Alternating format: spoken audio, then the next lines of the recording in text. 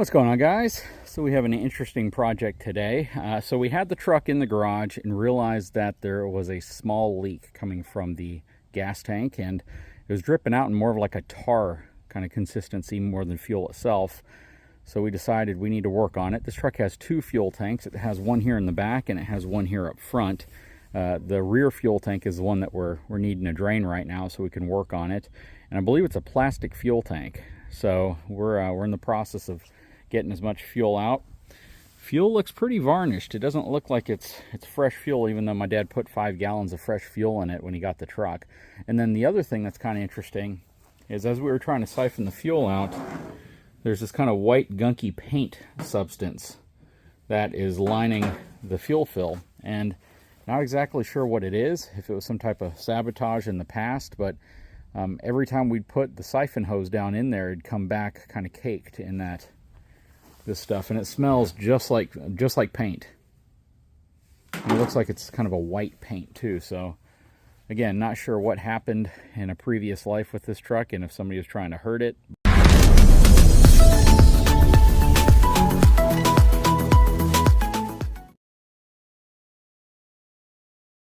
Right now the fuel selector is set for the front tank, so the rear tank's not actually being used. And the goal here is that we can drain all the fuel out of it and drop the tank, see what's wrong with it, possibly replace the tank. It might be patchable, not real sure. That could be some type of a temporary patch liquid material or sealer material that somebody poured down there, but I really doubt it because it smells just like paint. I mean, it really does. My theory is at some point probably somebody poured paint down this fuel tank. But I don't know if we're going to see any of that in the front one. You know, it might actually make sense to run the siphon hose, another siphon hose down the front one, just to see if we come back with any of that material on it as well. That way we can preemptively kind of take care of it before it turns into a thing, if it is on there.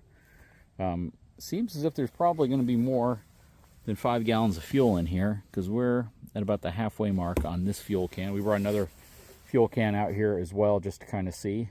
We had to do some interesting cuts to the front of the hose so it would actually slide in. You can see right here, you can't just push it in right here because it has to go around a 90-degree bend when it goes into the fuel tank. So this was the hose that came with the siphoning kit. It's very, very soft and flexible, so it just kinked up. I picked this up at Lowe's. It's a lot more rigid, and when it would get to the bottom, it would still kind of have to go around this curve, so we made this kind of tapered cut to the front here.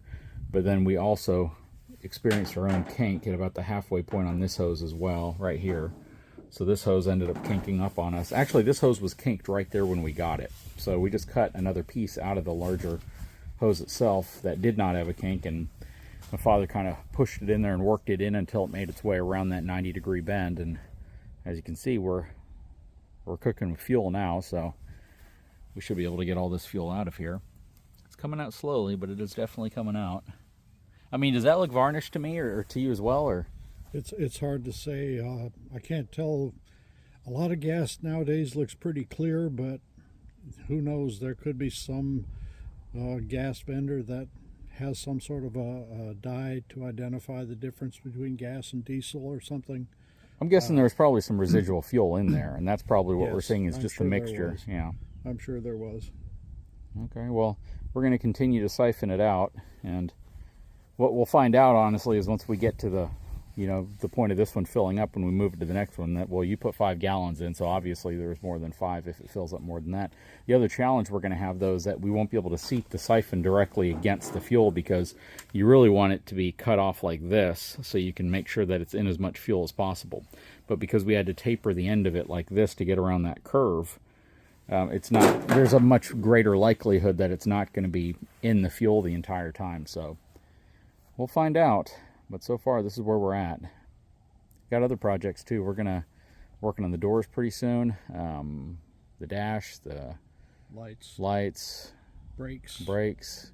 And okay, so here's a question for you. So everyone wants to know about the mirrors. Did you decide to keep them, or are you still going to put the smaller profile mirrors? Because everyone said do not take the mirrors off, and I agree. I read the comments, and I do like the looks of the mirrors, and quite frankly, the only reason I really was thinking about going to a smaller mirror, not a real small mirror, but they made one for trailer towing. It mounts closer to the bed and closer to the door, and I bought 2 of them. I've got them, and it just doesn't stick out as far. But the thing about them is they fold flat, so it can go through a car wash.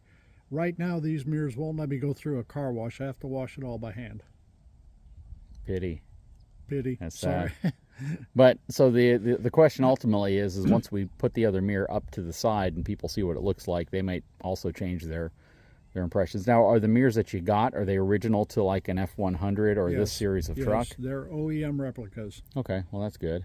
And then you said you came across the steering wheel too, right? I have purchased the steering wheel on eBay, but it hasn't been shipped yet, so I'm waiting for that. It's an old one that's got several cracks in it, so I'm going to have to rebuild it, but that's not an issue. I've done it before. It'll look like new when I get done with it. Okay, so I guess while this is doing that, we can talk about a few other things. So the comment section pretty much was unanimously agreeing upon the fact that this is part of a factory alarm system that was on the truck. Now, of course, how you rekey that, and honestly, I didn't even know that style of lock was available back in '73, but that's beyond me, so I don't know. But do you think you're going to want to try to put the original alarm system as a functional part of this truck? Well, right now I've got a keyless battery disconnect system that I'm going to install anyway. But my bigger concern is fabricating a lock for the hood. Because if you can open the hood, you can bypass just about anything. That's true. And they did make an optional locking hood release for this truck. It's kind of a funky looking thing. There's one on eBay right now, but the guy's real proud of it, and I don't blame him because that's the only one I've seen.